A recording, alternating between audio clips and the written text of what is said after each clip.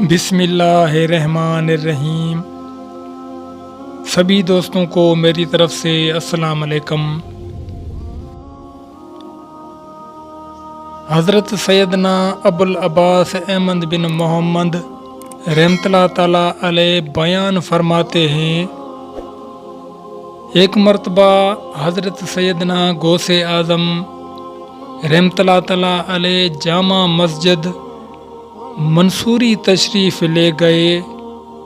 जब वापस आए तो चादर मुबारक उतारी और एक बिच्छू को निकाला और फरमाया, अल्लाह के हुक्म से मर जा। उसी वक्त वो मर गया।